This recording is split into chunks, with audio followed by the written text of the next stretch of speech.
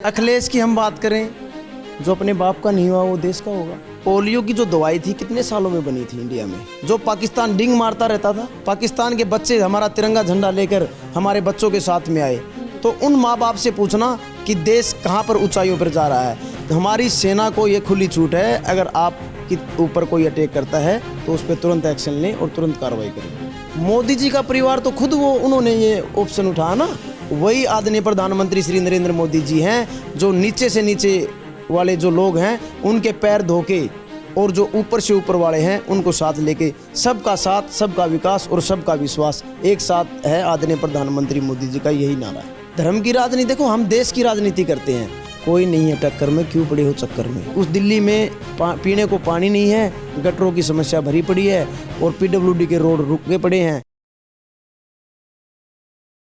देश में 3 शहजादे यानी कि 3 युवराजों का नाम जो है वो काफ़ी सुर्खियों में है, जिनमें अगर बात करें तो पहले नंबर पे आते हैं राहुल गांधी, दूसरे नंबर पे आ रहे हैं अखिलेश यादव और तीसरे नंबर पे तेजस्वी यादव का नाम है। ये माना जा रहा है कि कहीं ना कहीं केंद्र सरकार को इन तीनों युवराजों ने जो है वो हिला के रख दिया है। फिर बीजेपी कौन से दम के ऊपर जो है वो 400 पार का नारा दे रही है, या फिर जो मुहिम, जो एक जुमला 2019 के चुनाव में बीजेपी की ओर से फेंका गया था कि मैं भी चौकीदार, जो एक मुहिम चली थी, अब की बार मैं भी मोदी का परिवार। लालू ने क्या बोला कि मोदी का परिवार जो है वो हर घर से निकल के सामने आने लग गया। ज्यादा बातचीत के लिए हमारे साथ में निगम पार्षद धर्मवीर शर्मा हैं, उनसे बात कर लेते हैं। क्या लगता है 400 पार की जो है वो बातें हो रही हैं, तीनों युवराजों से डरे हुए हैं क्या मोदी जी? कौन से युवराज, किस युवराज की बात करते हैं? मैं पहले तो आपका धन्यवाद करना चाहूंगा कि आपके माध्यम से हम देश से रूबरू हो रहे हैं। दूसरा, युवराज कौन से युवराज? अखिलेश की हम बात करें, जो अपने बाप का नहीं हुआ वो देश का होगा।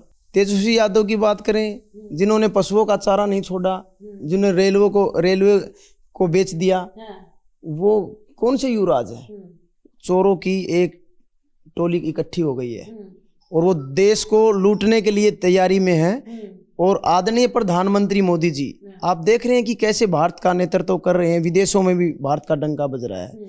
जहां पर हम कहीं कार्यों के लेके बात करेंगे, आप देखेंगे कि कांग्रेस ने कितने सालों से देश को लूटा है, और आज आप कहीं भी जाएंगे रोडों की स्थिति ऐसी है कि आपको कहीं परेशानी नहीं आएगी। पहले हम हरिद्वार, ज़्यादा दूर की बात ना करें तो हरिद्वार में सब स्नान करने जाते हैं, हम हरिद्वार जाते थे, डाक कावड़ लेने के लिए भी जाते थे, वैसे भी जाते थे, तो वहाँ देखते थे कि रोडों की स्थिति इतनी बुरी है कि पूरी रात लग जाती थी। और अब हम जाते हैं 3.5 घंटे में हरिद्वार पहुँच के गंगा मैया के स्नान करके और 3:30 में वापस आ जाते हैं। कौन से युवराज की बात करते हैं? राहुल गांधी ने जो हमारे देश का जो विभाजन किया वो उन्हीं के तो पूर्वजों ने किया है। और जो आज तक आपने देखा कि जो 70 साल में कार्य नहीं हुए, ये पिछले 10 सालों में कार्य हो गए। टेक्नोलॉजी का भी तो फर्क पड़ता है धर्मवीर जी। अगर बात की जाए उस वक्त की टेक्नोलॉजी में, उसके हिसाब से काम किया गया, लेकिन ये तो नहीं कह सकते कि कांग्रेस ने काम नहीं किया। कांग्रेस ने बहुत सारी चीजें जो हैं वो दी हैं। अगर बात करें तो जो आज बात जो है वो की जा रही है प्रधानमंत्री के द्वारा कि चंद्रयान है, और तमाम जो है ये इसरो से लेके तमाम कोरोना के वक्त की दवाई की, मेडिसिन की जो है वो बात जो है वो केंद्र सरकार करती है कि हमने जो है वो दी।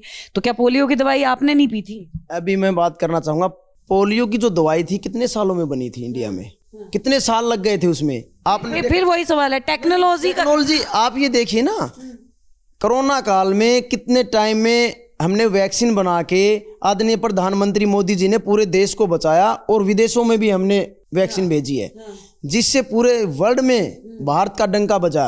और आप देख रहे हैं कि जो हमारे पहले, अगर कोई विदेश में जाता था बच्चे पढ़ने के लिए, अगर वहाँ पे कोई दुर्घटना होती थी या फंस जाता तो वहीं छोड़ देते थे। आज आदरणीय प्रधानमंत्री मोदी जी, हमारे देश के बच्चे, हमारे भविष्य जो वहाँ पढ़ने के लिए गए हुए थे, आपने देखा कि यूक्रेन और रूस का युद्ध हुआ, तब कैसे उन्होंने देश क्यों क्या विदेशों में भी ये डंका बजा दिया कि हमारे बच्चे हैं, आप अपना युद्ध विराम करें, हम अपने बच्चों को निकाल के भारत लेके जाएंगे, उसके बाद आप लड़ाई लड़ते रहना। हमारे देश के बच्चों के साथ साथ आपने देखा कि जो पाकिस्तान डिंग मारता रहता था, पाकिस्तान के बच्चे हमारा तिरंगा झंडा लेकर हमारे बच्चों के साथ में आए। तो उन माँ बाप से पूछना कि देश कहाँ पर ऊंचाइयों पर जा रहा है। आप देख रहे हैं धारा 370 क्या थी? धारा 370 कहते थे कि खून की नदियां बह जाएंगी। आपने देखा कि वहां पर एक चिड़िया भी नहीं मरी, और कैसे धारा 370 हट गई है। अब वहां पर जो हमारे सेनानी वहां पर जाके घूमने के लिए जाते हैं हमारे यहाँ के, तो कितनी अच्छी वहां पर ग्रीनरी, कितना अच्छा कार्य हो रहा है। वो सारे अभी आदरणीय प्रधानमंत्री मोदी जी जब वहां पर जम्मू कश्मीर संबोधित कर रहे थे, तो आपने देखा कि कितने जम्मू कश्मीर के जो हमारे वहाँ के नागरिक हैं, आपने देखा कि कैसे आदरणीय प्रधानमंत्री मोदी जी का धन्यवाद कर रहे थे।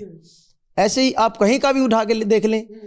आप जो चाइना ये कहता था कि मैं इंडिया को ये कर दूंगा, आज उसकी हिम्मत नहीं है कि इंडिया पर वार करे। चलिए आप चाइना पे आ गए हैं, तो चाइना के लिए मैं एक सवाल जो है, आपने एक मूवी देखी होगी 3 इडियट। 3 इडियट तो नहीं देखी मैंने, अभी धारा 370 पे आर्टिकल 370 आई है। नाम तो सुना होगा कि 3 इडियट नाम की एक फिल्म जो है वो आई। हाँ मैंने देखी। उसमें जो है एक आमिर खान ने जिसका करेक्टर जो है वो निभाया था सोनम वांगचुक का, वो लेह लद्दाख में पिछले कई दिनों से जो हैं वो धरने पे बैठे हैं, भूख हड़ताल पे, और आज इतने दिन जो है वो उनको बैठे हुए हो गए हैं उस क्लाइमेट्स में जहाँ पे शायद हम और आप जो है वो सरवाइव ना कर पाएं।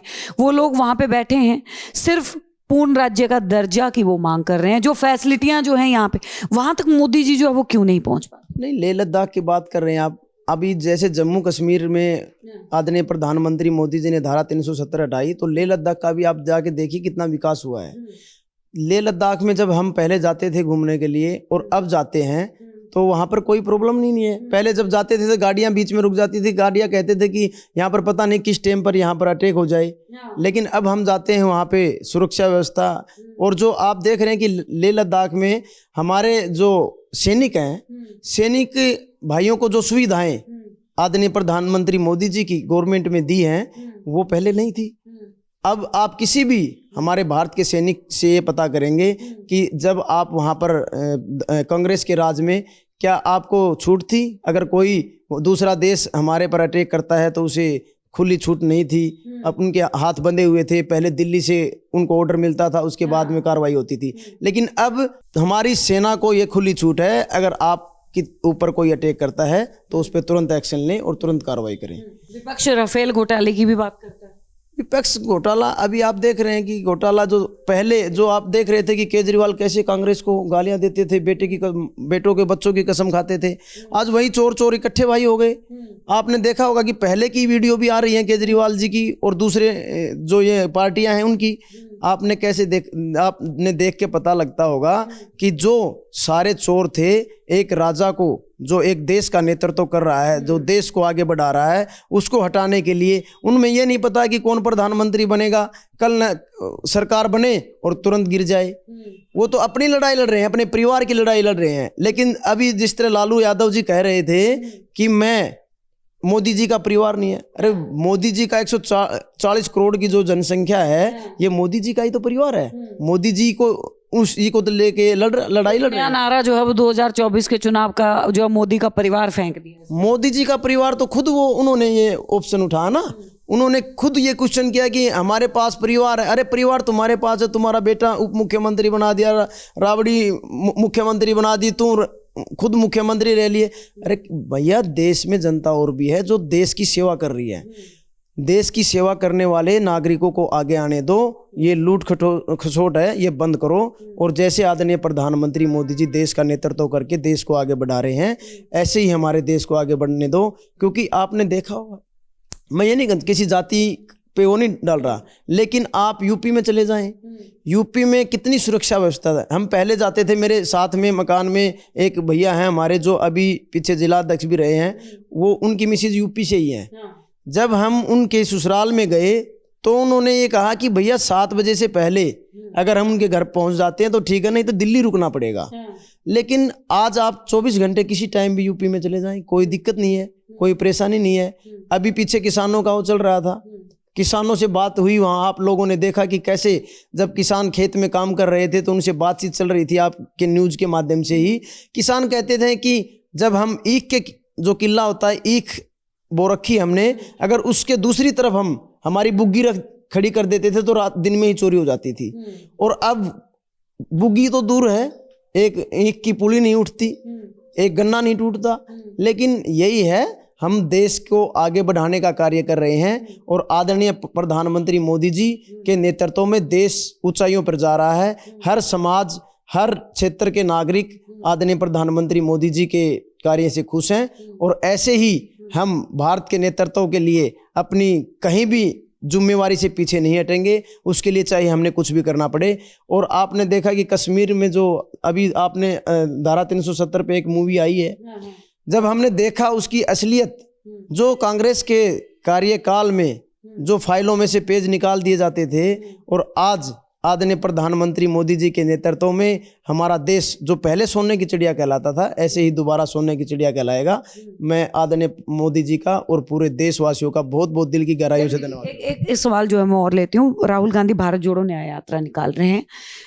न्याय यात्रा के दौरान बहुत सारे वीडियोस जो हैं वो उनके सामने आए। एक वीडियो जो है वो ऐसा भी आया कि जिसमें उन्होंने जो है पत्रकार से सवाल किया था कि आप कौन सी जात के हो, क्योंकि उनका एक सवाल जो है वो लगातार ये है कि प्रधानमंत्री मोदी जो हैं वो जो ओबीसी हैं, जो निचले स्तर के लोग हैं, जो आखिरी पंक्ति के लोग हैं, उन पे ध्यान नहीं देते हैं। राहुल गांधी लगातार ये आवाज़ उठाते हैं कि आज देश का युवा जो है वो बेरोजगार है, उसके पास रोजगार नहीं है, उसके ऊपर जो है वो पीएम मोदी बात नहीं करते हैं। सवाल आज युवाओं का भी है, रोजगार कब? ऐसा देखो, रोजगार अगर हमारे देश का इंफ्रास्ट्रक्चर मजबूत होगा तो रोजगार, कंपनियां आएंगी, रोजगार बढ़ेगा। आपने देखा कि पहले कितने एम्स हॉस्पिटल थे, अब कितने हैं, अब कितने रोड बन चुके हैं। जब हमारे रोड और इंफ्रास्ट्रक्चर अच्छा होगा तो कंपनियां आएंगी और हमारे बच्चों को रोजगार मिलेगा। अभी आप हरियाणा में चले जाएं, क्या हरियाणा में पहले कांग्रेस सरकार थी, कोई भी बच्चा बिना 10-20 लाख रुपए दे के बिना लगता नहीं था नौकरी, सरकारी नौकरी। आज खट्टर सरकार के राज में बिना खर्ची और बिना पर्ची के वहाँ पर जो गरीब बच्चों, परिवारों के बच्चे हैं, वो नौकरी लग रहे हैं। और रही बात आदरणीय मोदी जी, क्या गरीब लोगों का सम्मान नहीं करते? अरे गरीब लोगों का सम्मान करते हैं तभी तो रेहड़ी पटरी से लेकर ऊपर तक में तक उन्होंने हर किसी नागरिक को आगे बढ़ाने के लिए कार्य किया है, हर किसी को लोन दिया है।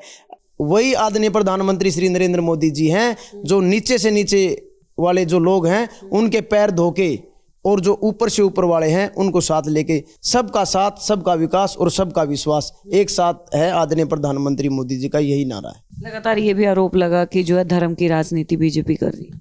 नहीं, धर्म की क्या, धर्म की राजनीति हम करते ही नहीं है। धर्म की राजनीति, देखो हम देश की राजनीति करते हैं। नमाज पढ़ते हुए जो है नमाजियों के ऊपर लात बरसाई जाती है, लात मारी जाती है, उसको किस नजर से देखते हैं? ऐसे तो देखो, अगर कहीं पर हिंदू गलत कर रहा है तो उस पे हिंदू पे भी कार्रवाई है। आपने देखा होगा यूपी में, क्या हिंदू नहीं था वो बदमाश था, मिश्रा जी थे, वो हिंदू ही तो थे, उस पे भी कार्रवाई हुई, उसका भी घर भी टूटा, उसको भी बदमाशी के लिए सजा मिली। लेकिन ये नहीं है कि आप कहीं भी रोडों पर कब्जे करने शुरू कर दो या कब्जों पे रोडों पर नमाज पढ़ना शुरू कर दो। हर जगह हर धर्म के नागरिकों को, हर धर्म के लोगों को एक स्थान मिला हुआ है, आप वहाँ पर पूजा पाठ करें ना।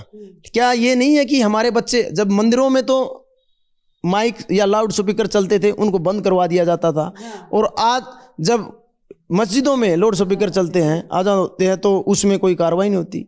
ऐसे नहीं है, हर धर्म के नागरिक, क्या मुसलमान भाई हमारे साथ नहीं है? भारतीय जनता पार्टी के जो 3 तलाक और 3 तलाक को लेके आदरणीय प्रधानमंत्री मोदी जी ने जो हमारी बहनों का जो मान सम्मान बढ़ाया है, उसके लिए तो सारी मुस्लिम बहनें आदरणीय प्रधानमंत्री मोदी जी के साथ हैं। 24 में किसे देख?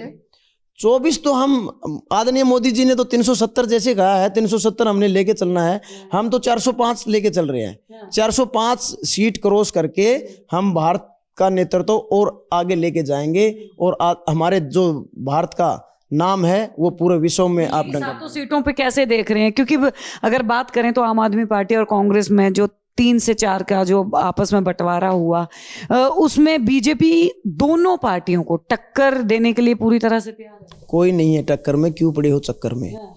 क्योंकि आप देख रहे हैं कि जब वो चोर चोर मुशेरे भाई जब मिलते हैं ना, कहने को जब दो चोर इकट्ठे हो जाते हैं तो तीसरा जो सही आदमी है उसका नेतृत्व मिलता है।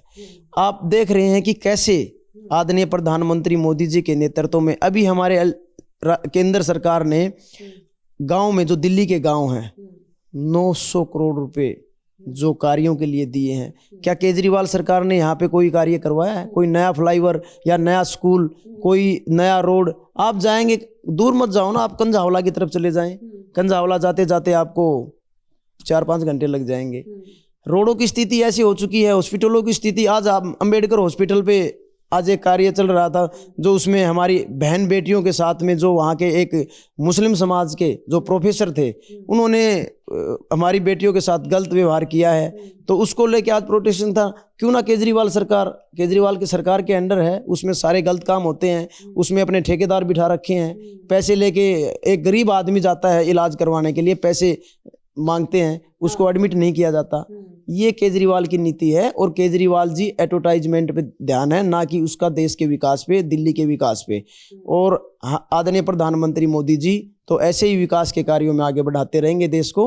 अन्ना हजारे जी के आंदोलन से निकल के आए थे और उन्होंने ये कहा था, अपने बच्चों की कसम खाई थी कि मैं कांग्रेस से या किसी से गठबंधन नहीं करूंगा और देश को आगे बढ़ाऊंगा। उसने देश को आगे बढ़ाने की बात तो दूर है, एक उस दिल्ली में पीने को पानी नहीं है, गटरों की समस्या भरी पड़ी है और पीडब्ल्यूडी के रोड रुके पड़े हैं, कोई कार्य नहीं है।